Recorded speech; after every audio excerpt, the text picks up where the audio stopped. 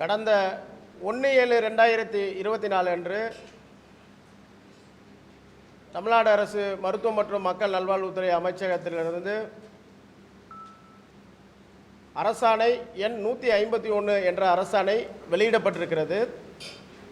அந்த அரசாணை மருத்துவ கல்வி இயக்கத்தினுடைய பரிந்துரையின்படி அந்த அரசாணை வெளியிடப்பட்டிருக்கிறது. அந்த அரசாணையில் என்ன குறிப்பிடப்பட்டிருக்கிறது என்றால், முதுநிலை மருத்துவ மேற்படிப்பில் 2020ஆம் ஆண்டு உச்சநீதிமன்ற தீர்ப்பின் அடிப்படையில்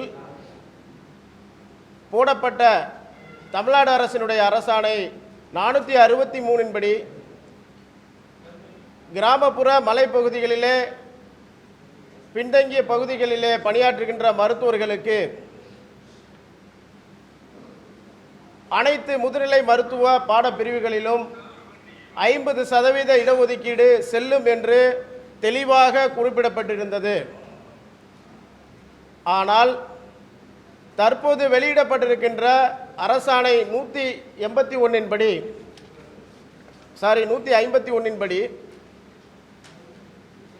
கிளினிக்கல் சப்ஜெக்ட் என்று சொல்லப்படுகின்ற, அதாவது medicine, surgery, ortho, paediatrics, radiology போன்ற முக்கியத்துவம் வாய்ந்த ஒரு பிரிவுகளுக்கு மட்டும், அதிலும் கூட இன்னும் சொல்லப்போனால் சில பிரிவுகள் தவிர்த்து, அதுவுமே கிளினிக்கல் சப்ஜெக்ட்ஸ் தான், ரேடியோ தெரப்பி, எமர்ஜென்சி மெடிசின், அவசர மருத்துவம், கண் மருத்துவம் மற்றும் மனநல மருத்துவம், ஏனைய அனாட்டமி, பிசியாலஜி போன்ற நான் கிளினிக்கல் சப்ஜெக்ட்ஸ், இதுக்கெல்லாம் இந்த 50% இடஒதுக்கீடு பொருந்தாது. அடுத்த வருடம் தேவை ஏற்படின் நாங்கள் அதை புதுசாக கொண்டு வருவோம். அப்படி இல்லை அப்படின்னா நாங்கள் வேறு சில பாடப்பிரிவுகளை குறைச்சி அதில் 50% கொடுப்பாலும் எங்களுடைய கொள்கை முடிவை பொறுத்தது என்று ஒரு அனைத்து கிராமப்புறத்திலே பணியாற்றுகின்ற, ஆரம்ப சுகாதார நிலையத்திலே பணியாற்றுகின்ற, பேரிடர் காலங்களிலே பணியாற்றுகின்ற, டெங்கு போன்ற காய்ச்சல் காலங்களில் கிராமப்புற ஏழை எளிய மக்களின் பாதுகாவலர்களாக திகழ்ந்து கொண்டிருக்கின்ற ஆரம்ப சுகாதார நிலைய மருத்துவர்களை அதிர்ச்சிக்குள்ளாக்கும் வகையில் இந்த அரசாணை யாரும் எதிர்பார்க்காத வகையில் இதற்கு முன்பு சுகாதாரத்துறையினுடைய முதன்மை செயலாளராக இருந்த மதிப்பிற்குரிய ககன்தீப் சிங் பேடி ஐயா அவர்களுடைய கையொப்பத்துடன் அந்த அரசாணை வெளியிடப்பட்டிருக்கிறது. இந்த அரசாணை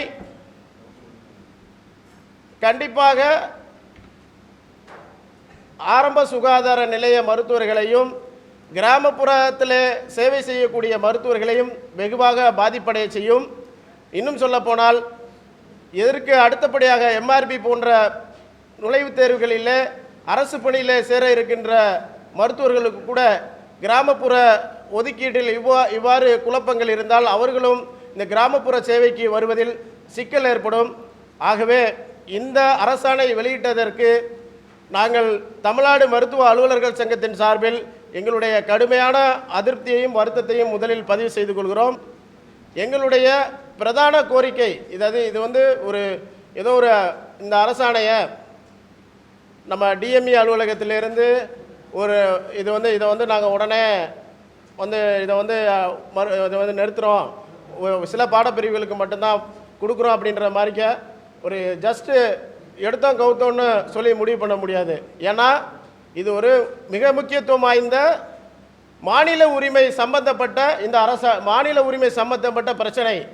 எவ்வாறு மாண்புமிகு தமிழ்நாடு முதலமைச்சர் அவர்கள் நீட் தேர்விலிருந்து தமிழ்நாட்டுக்கு விலக்கு பெறுவதற்கு ஒரு மிகப்பெரிய சிறிய முயற்சி எடுத்து வருகிறார்களோ, அதை போலவே எவ்வாறு 2016 நீட் எடுத்தாங்களோ அதே மாதிரிக்கு 2017 இந்த இடஒதுக்கீட்டை 50% இடஒதுக்கீட்டை என்எம்சி மெடிக்கல் கவுன்சில் விதிகளை காரணம் காட்டி மத்திய அரசு எடுக்கிறாங்க. அதுக்கப்புறம் நாங்கள் தொடர்ச்சியாக 21 நாட்கள் டிஎம்எஸ் வளாகத்தில் போராட்டம் நடத்தி அதுக்கப்புறம் உயர்நீதிமன்றம் வரை சென்று தமிழ்நாடு மருத்துவர்கள் அதற்கு இறுதியாக 2018 உச்சநீதிமன்றம் வரை சென்று ஏறக்கூடிய 3 ஆண்டுகள் வழக்காடி வரலாற்று சிறப்பு மிக்க தீர்ப்பு. இன்னைக்கு பல்வேறு மாநிலங்கள் தமிழ்நாடு மருத்துவ அலுவலர்கள் சங்கம் பெற்ற இந்த தீர்ப்பு முதுநிலை மருத்துவ மேற்படிப்பில் 50% இடஒதுக்கீட்டை மாநில அரசுகளே முடிவு செய்து கொள்ளலாம் என்ற ஒரு தீர்ப்பினை தமிழ்நாடு அரசுக்கு பெற்று தந்திருக்கின்றோம். நாங்கள் அந்த தீர்ப்பை தமிழ்நாடு அரசு சார்பாக, தமிழ்நாடு கிராமப்புற மருத்துவ சேவையின் சார்பாக ஒரு சங்கமாக நின்று அந்த தீர்ப்பை பெற்று தந்திருக்கின்றோம். அதன் அடிப்படையிலே தான் அன்று இருந்த தமிழ்நாடு அரசும் 463 462 இதை உயர் சிறப்பு மருத்துவத்திலும் போட்டிருக்காங்க. இந்த தீர்ப்பை வந்து ஒரு மையமாக வைத்து உயர் சிறப்பு மருத்துவத்திலும் கொடுக்கலாம். அப்போ வந்து 50% இடஒதுக்கீடு உயர் சிறப்பு மருத்துவத்திலையும் செல்லும் என்கிற ஒரு அரசாணைகள் 462 463 போடப்பட்டிருக்கிறது. ஆக இந்த வந்து ஒரு அரசிற்கு ஆளுகின்ற அரசு, அது எந்த அரசாக இருந்தாலும் அரசினுடைய கொள்கை நிலைப்பாட்டிலே வந்து ஒரு சங்கம் உறுதியாக நின்று அதனுடைய கொள்கை நிலைப்பாட்டை காப்பாற்றி கொண்டிருக்கின்ற பொழுது தடாலடியாக ஒரு குறிப்பிட்ட பிரிவுகளுக்கு மட்டும்தான் இந்த 50% இடஒதுக்கீடு செல்லும் என்பது ஏற்றுக்கொள்ளத்தக்கதல்ல. இது என்னன்னா, இது என்ன சொல்ல வர்றாங்க அப்படின்னா, இது வந்து இனி வரும் காலங்களில் அடுத்த வருடம் கூட இதை வந்து நாங்கள் இன்னும் கொஞ்சமாக பிரிப்போம், அடுத்த இடஒதுக்கீடே இல்லாமல் பண்ணிடுவோம் அப்படிங்கிற ஒரு ஐயப்பாட்டை அரசு ஆரம்ப சுகாதார நிலைய மருத்துவர்கள் மத்தியில் இது ஆழமாக விதைக்கிறது. இதை வந்து நம்ம இமிடியட்டாக இதை வந்து இப்போ எங்களுடைய மனநிலை எப்படி இருக்கிறது என்றால், ஒரு கர்ப்பிணி தாய்மார் பிரசவித்து அதனுடைய வலியை எவ்வாறு உணர்வார்களோ அதை போலத்தான் எங்களுடைய வலியும் வேதனையும் இருக்கிறது.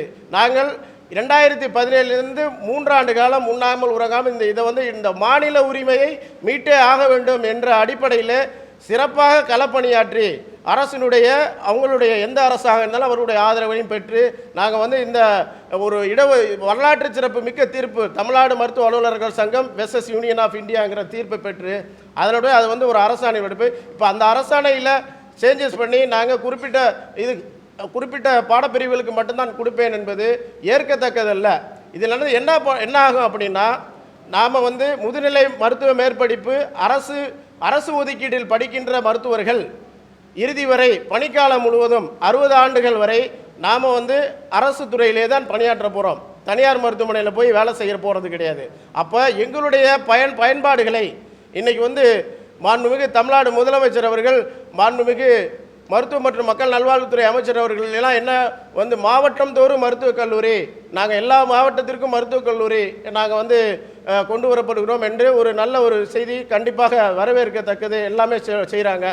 இந்த மாவட்டம் தோறும் மருத்துவக் கல்லூரி அமையும் பொழுது அங்கே வந்து ஃபேக்கல்டிஸ், அங்கே வந்து விரிவுரையாளர், பேராசிரியர், இந்த பொறுப்பிற்கெல்லாம் எங்கேருந்து தேடுவது?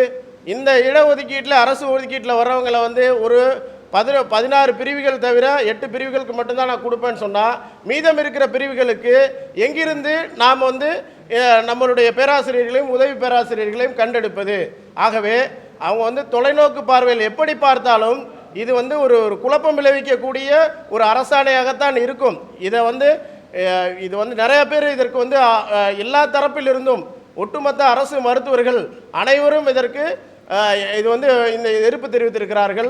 இந்த விடயத்தில் மாநில அரசு அதாவது யார் வந்து இந்த தொடர்பான ஒரு பணிகளில் ஈடுபட்டிருக்காங்க, இதை பற்றி யாருக்கு இந்த சப்ஜெக்ட் அதிகமாக தெரியும், எந்த சங்கம் வந்து இதை வந்து உச்சநீதிமன்றம் வரை எடுத்து சென்றிருக்காங்க, அவங்களுக்கு தான் இதனுடைய வலியும் வேதனையும் தெரியும். அவர்களை அழைத்து பேசி இந்த விஷயத்தை வந்து உடனடியாக சரி செய்ய வேண்டும் என்ற ஒரு இதை சொல்கிறதுக்கு தான் நான் வந்து இந்த பத்திரிகையாளர் சந்திப்பில் நாங்கள் தமிழ்நாடு மருத்துவ அலுவலர்கள் சங்கத்தின் சார்பில் நாங்கள் கலந்து கொண்டிருக்கின்றோம்.